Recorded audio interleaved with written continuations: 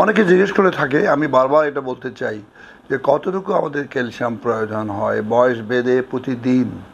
মনে রাখতে হবে আমাদের এটি প্রতিদিন হিসাবে আমাদের মিলিগ্রামে আসতে হবে।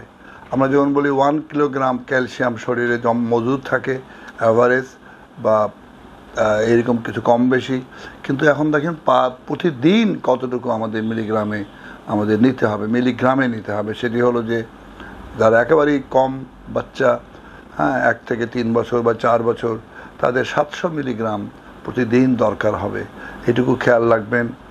এবং 4 বছর থেকে 8 বছর বা 10 বছর, তাদের হবে 1000 বা 1000 মিলিগ্রাম প্রতিদিন নিতে হবে। এবং যারা 9 থেকে 18 বছর পর্যন্ত, এই যে যৌবনকাল, বয়সন্ধিকাল, তারপরে আস্তে আস্তে যৌবনের দিকে এগিয়ে যাচ্ছে, একটা সুঠাম স্বাস্থ্যবান শরীর তৈরি হচ্ছে, তখন তাকে আরও বেশি ক্যালসিয়াম গ্রহণ করতে হবে, 1300 মিলিগ্রাম। তো তারপরে যাদের বয়স আরও বেশি, 19 থেকে 50 বছর, তখন কিন্তু 50 বছর 30-এর পরে আমাদের যে শরীরটা এক্সারসাইজ করে 30 বছর পর্যন্ত আমি একটা সুঠাম দেহ তৈরি করলাম, এটাকে শুধু ধরে রাখার জন্য আমাকে ব্যায়াম করে যেতে হবে, দৌড়াতে হবে, খেলতে হবে, মাঠে যেতে হবে, স্কুল কলেজে খেলাধুলা অব্যাহত রাখতে হবে।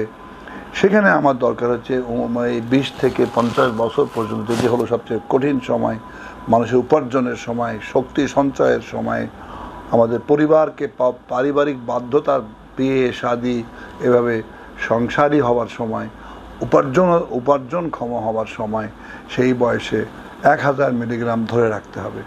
তাহলে এই 1000 আমি যে বলেছি আগেও, যে আপনারা খাবার মধ্যে কিন্তু নেচারের কাছে যান, প্রকৃতির কাছে যান, প্রকৃতির কাছে এসব নেবেন। যদি নেহাত লাগে তাহলে সাপ্লিমেন্টারি তো অবশ্যই নেওয়া যাবে।